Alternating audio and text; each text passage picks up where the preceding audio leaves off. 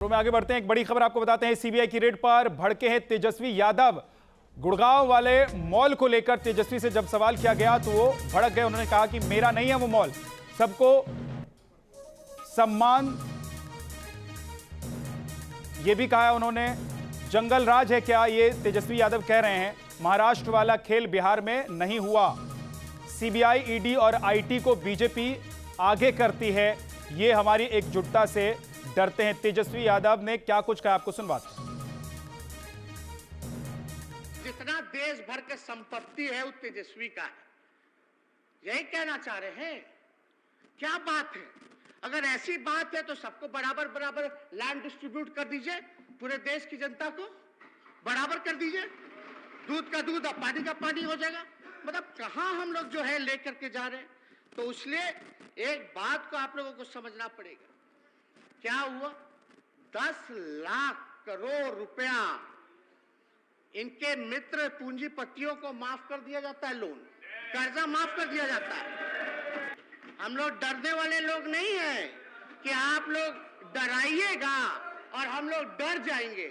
अरे हम लोग बिहार के लोग हैं, दिल्ली में बैठे हुए लोगों को बिहार समझ में नहीं आ रहा है। ये हम लोगों को अगर धमका करके अगर डराने की कोशिश की जाएगी तो समझ जाइए कि बिहारी जो है डरने वाला नहीं है। सीबीआई ने गुरुग्राम में दबिश डाली है। आईआरसीटीसी घोटाले से जुड़ी हुई ये दबिश डाली गई है। पूरे मामले पर रुमानुल्लाह खान की एक रिपोर्ट आपको दिखाते हैं। यूपी सरकार के दौरान लालू यादव के रेल मंत्री रहते हुए लैंड फॉर जॉब घोटाला मामले में सीबीआई ने ताबड़तोड़ छापेमारी की है। बिहार में आरजेडी के नेताओं के जुड़े हुए करीब 24 ठिकानों पर सीबीआई की छापेमारी हुई है। साथ ही साथ गुरुग्राम में तेजस्वी यादव के बताया जा रहा है कि ऐसी आशंका है, सीबीआई को जांच में पता चला कि वाइट लैंड कॉरपोरेशन लिमिटेड नाम की एक कंपनी है जो कि कई जगह पर कॉमर्शियल प्रॉपर्टी का निर्माण कर रही है, उसमें तेजस्वी यादव की हिस्सेदारी है। उसके गुरुग्राम के भी 3 ठिकानों पर सीबीआई ने छापेमारी की है, दस्तावेज खंगाले हैं। सीबीआई सूत्रों का कहना है कि इस पूरे मामले में इन्वेस्टिगेशन के दौरान कई चीज़ें सामने आई थी, जिसके बाद ये छापेमारी की गई है। इस मामले में लालू यादव के ओएसडी रहे, जब वो रेल मंत्री थे उस समय उनके ओएसडी भोला यादव को सीबीआई पहले ही गिरफ्तार कर चुकी है। सीधे तौर पर सीबीआई को जांच के दौरान कम से कम 7 ऐसे मामले हैं जिनके बारे में पता चला है, जिसमें लालू यादव की पत्नी, उनकी बेटियों के नाम पर ज़मीन दी गई थी, बहुत ही कम दामों में दी गई थी। और फिर जिन लोगों ने ज़मीन दी थी उनके परिवार के सदस्यों को रेलवे में ग्रुप डी पर नौकरी मिली थी, उनको उनकी नियुक्ति कराई गई थी। सीधे तौर पर कई ऐसे मामले सामने आए हैं और सीबीआई की जांच लगातार चल रही है।